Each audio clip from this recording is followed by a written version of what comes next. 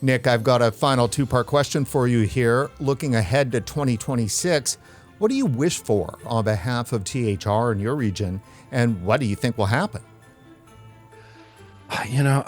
Saying what will happen that's a crazy question, because I don't know that I could have predicted anything that happened in 2025, if I'm being honest with you.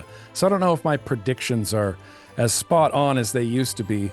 What I would like to see happen is just some accurate, straightforward messaging from public health organizations. The FDA knows that vaping is less harmful than cigarette smoking. The CDC knows that vaping is less harmful than cigarette smoking. They know that pouches are less harmful than cigarette smoking.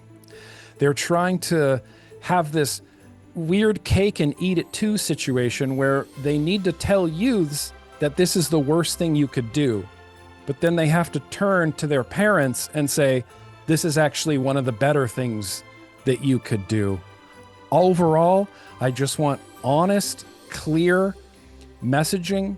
I think it needs to be scientifically based. It needs to be based on the spectrum of harm. We know that cigarettes are the most lethal. We know that pouches and vapes are the least lethal.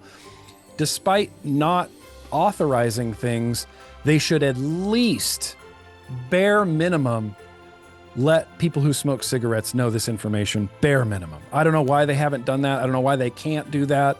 That's what I would like to see in 2026.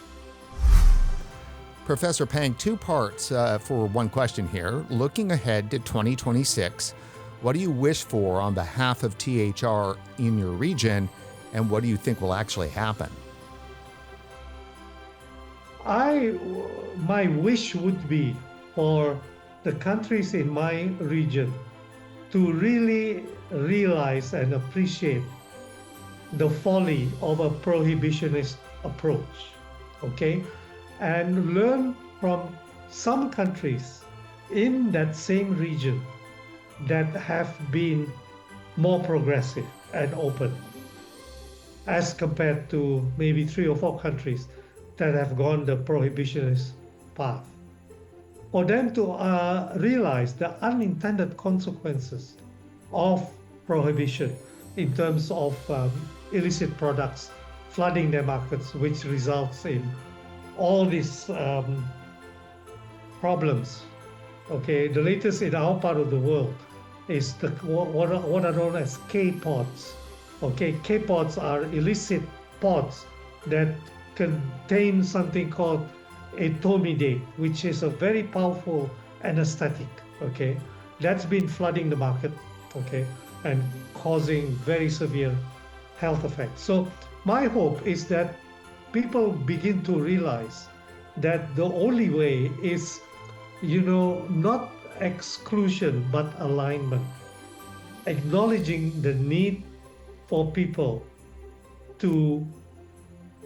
acknowledging the need that nicotine is a psychoactive, commonly used product, but to make it safer, okay, rather than to ban it. And is that likely to happen? We'll see. Okay, but once again, I just wish we had a louder voice. Okay, and just as a aside, we've been really preaching to members of the choir. If you look at all these events, just during this year, all these events that that I've been speaking to, it's all members of the choir. Okay, where are we, for example, in the American Society for Cardiology meeting, a meeting with 20,000 physicians? Where are we there? Championing the cause of harm reduction in terms of reducing cardiovascular deaths. Where are we in terms of, other non-communicable diseases?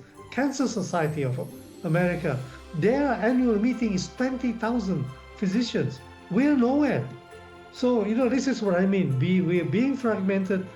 We are currently fragmented. We don't have a strong enough voice. We're not being heard. Okay? So, that's the other bee in my bonnet. I just wish we were more vocal, but once again, many of us are afraid to be more vocal because in many of our countries, being more vocal means putting our jobs at risk. It's as bad as that.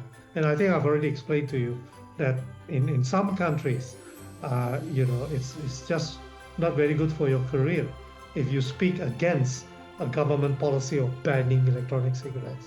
So, catch-22 situation.